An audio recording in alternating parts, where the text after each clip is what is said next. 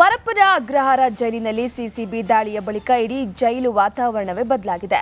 Prajwal Revanna ಬ್ಯಾರಕ್ನಲ್ಲಿ mobile ಸಿಕ್ಕ ಮೇಲಂತೂ ಜೈಲಿನ ಖೈದಿಗಳ ಮೇಲೆ ಹೆಚ್ಚಿನ ನಿಗಾವನ್ನ ಹೆಚ್ಚಿಸಲಾಗಿದೆ.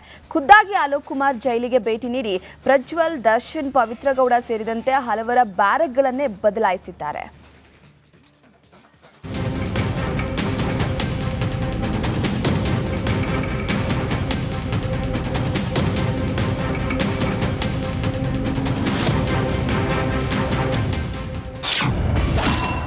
ಸಿಸಿಬಿ ದಾಳಿ ಬಳಿಕ ಜೈಲಿನಲ್ಲಿ ಕಟ್ಟುನಿಟ್ಟಿನ ಭದ್ರತೆ.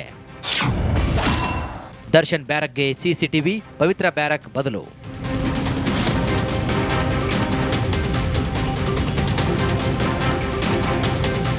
ಸಿಸಿಬಿ ಅಧಿಕಾರಿಗಳ ತಂಡ ಜೈಲಿಗೆ ಸಡನ್ ಆಗಿ ದಾಳಿ ನಡೆಸಿದ್ದರಿಂದ ಜೈಲಿನಲ್ಲಿ ನಿಷೇಧವಾಗಿರುವಂತಹ ವಸ್ತುಗಳು ಪತ್ತೆಯಾಗಿದೆ. ಅದರಲ್ಲೂ ಪ್ರಜ್ವಲ್ ರೇವಣ್ಣ ಕೊಠಡಿಯಲ್ಲಿ ಪತ್ತೆಯಾಗಿರುವಂತಹ ಮೊಬೈಲ್, ಪೆನ್ ಡ್ರೈವ್, ಚಾರ್ಜರ್ ಹಾಗೂ ನೋಟ್ಬುಕ್ ದೊಡ್ಡ ಚರ್ಚೆಗೆ ಕಾರಣವಾಗಿದೆ. ಇಷ್ಟೆಲ್ಲ ವಸ್ತುಗಳು ಪ್ರಜ್ವಲ್ ರೇವಣ್ಣಗೆ ಕೊಟ್ಟಿದ್ದಾದರೂ ಯಾರು? ಜೈಲಧಿಕಾರಿಗಳ ಗಮನಕ್ಕೆ ಇರದೆ ಇಷ್ಟೆಲ್ಲ ವಸ್ತುಗಳು ಒಳಗಡೆ ಹೋಗಲಿಕ್ಕೆ ಸಾಧ್ಯನಾ ಅನ್ನುವಂತಹ ಪ್ರಶ್ನೆ ಸಹಜವಾಗಿ ಮೂಡುತ್ತೆ.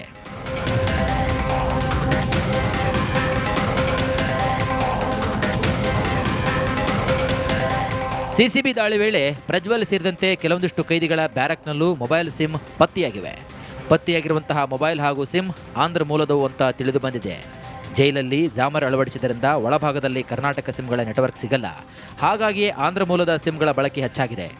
ಆಂಧ್ರ ಮೂಲದ ಸಿಮ್ ಬಳಸಿದ್ದ ಪ್ರಜ್ವಲ್ ತನ್ನ ಲಾಯರ್ ಹಾಗೂ ಆಪ್ತರಿಗೆ ಕರೆ ಮಾಡಿದ್ರು ಅಂತ ಹೇಳಲಾಗಿದೆ.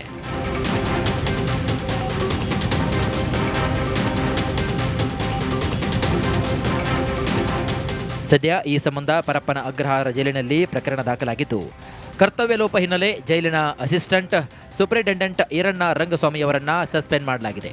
ಜೊತೆಗೆ ಇಡೀ ಪ್ರಹಸನದ ವರದಿ ನೀಡಲು ಕಾರಾಗೃಹ ಇಲಾಖೆ ಡಿಜಿ ಅಲೋಕ್ ಕುಮಾರ್, ಎಸ್ಪಿ ಅಂಶುಕುಮಾರ್ಗೆ ಸೂಚನೆ ನೀಡಿದ್ದಾರೆ. ಮಾಡಿದ್ದೇನೆ, ಏನು ನಾವು ಭಾಳ ದಿವಸದಿಂದ ಬಂದಿರಲಿಲ್ಲ, ಬಂದಿದ್ದೇನೆ. ಎಲ್ಲ ಬ್ಯಾರಕ್ಗಳು ಏನೇನಿದೆ ಈ ಸಂಬಂಧಪಟ್ಟ ತನಿಖೆ ಆಗಲಿ ಅವರು ಸಿಸಿಬಿನವರು ಮಾಡ್ತಾ ಇದ್ದಾರೆ. ಇನ್ಕ್ವೈರಿ ಇದೆ, ನಮ್ಮ DIG ಅವರು ಮಾಡ್ತಾರೆ. ಏನಿದೆ ಈಗ ಇನ್ಕ್ವೈರಿ ನಡೀತಾ ಇದೆ. ಆ ನಂತರ ಮುಗಿದ ನಂತರ ಹೇಳಿ ಸಿಸಿಬಿಗೆ ಕೇಳಬೇಕು. ತನಿಖೆದು ವಿಷಯಗಳು ಸಿಸಿಬಿಗೆ ಕೇಳಬೇಕು. ಅದು ತನಿಖೆಗೆ ಸಂಬಂಧಪಟ್ಟ ವಿಷಯ ಇದೆ, ಅವರು ತನಿಖೆ ಮಾಡ್ತಾ ಇದ್ದಾರೆ. ಸಿಸಿಬಿ ಅಧಿಕಾರಿಗಳ ಪರಿಶೀಲನೆಯಲ್ಲಿ ಜೈಲಿನ ಕರ್ಮಕಾಂಡ ಪಠಾ ಬಯಲಾಗಿದ್ದು, ಕಾರಾಗೃಹ ಡಿಜಿಪಿ ಅಲೋಕ್ ಕುಮಾರ್ ಜೈಲಿನಲ್ಲಿ ಕೆಲವೊಂದಿಷ್ಟು ಬದಲಾವಣೆ ಮಾಡಿದ್ದಾರೆ. ಈ ಬದಲಾವಣೆ ನಟ ದರ್ಶನ್ ಹಾಗೂ ಪವಿತ್ರ ಗೌಡ ಸೇರಿದಂತೆ ಉಳಿದ ಆರೋಪಿಗಳಿಗೂ ಕೂಡ ಬಿಸಿ ತಟ್ಟಿದಂತಾಗಿದೆ. ಪವಿತ್ರ ಗೌಡರನ್ನ ಇಷ್ಟು ದಿನ ಇದ್ದಂತಹ ಬ್ಯಾರಕ್ನಿಂದ ಬೇರೆ ಕಡೆಗೆ ಬ್ಯಾರಕ್ಗೆ ಶಿಫ್ಟ್ ಮಾಡಲಾಗಿದೆ. ಇಷ್ಟು ದಿನ ಇಬ್ಬರೂ ಕೈದಿಗಳ ಬ್ಯಾರಕ್ನಲ್ಲಿದ್ದ ಪವಿತ್ರ ಗೌಡ ಇದ್ದರು. ಆದರೆ ಈಗ ಹೆಚ್ಚಿನ ಕೈದಿಗಳಿರುವಂತಹ ಬ್ಯಾರಕ್ಗೆ ಪವಿತ್ರ ಗೌಡ ಶಿಫ್ಟ್ ಆಗಿದ್ದಾರೆ.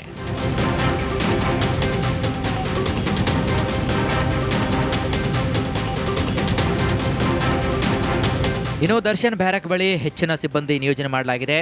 ಅಷ್ಟೇ ಅಲ್ಲದೆ ಸಿಸಿಟಿವಿಗಳ ಅಳವಡಿಕೆಯನ್ನು ಮಾಡಿದ್ದಾರೆ. ಇನ್ನು ಮಾಫಿ ಸಾಕ್ಷಿಯಾಗಿರುವಂತಹ ಪ್ರದೋಷನನ್ನ ಬೇರೆ ಬ್ಯಾರಕ್ಗೆ ಶಿಫ್ಟ್ ಮಾಡಿ ಹೆಚ್ಚಿನ ಭದ್ರತೆ ನೀಡಲಾಗಿದೆ. ಜೈಲಿನ ಹಲವು ಕಡೆಗೆ ಹೆಚ್ಚಿನ ಭದ್ರತೆ ನಿಯೋಜನೆ ಮಾಡಲಾಗಿದೆ. ಇಷ್ಟೆಲ್ಲ ಎಚ್ಚರಿಕೆ ಭದ್ರತೆ ವಹಿಸಿದ ಮೇಲಾದರೂ ಕೂಡ ಜೈಲಿನಲ್ಲಿ ನಡೆಯುವಂತಹ ಅಕ್ರಮ ನಿಲ್ಲುತ್ತೋ ಅಥವಾ ಮುಂದುವರಿಯುತ್ತೋ ಅಂತ ಕಾದು ನೋಡಬೇಕಾಗಿದೆ.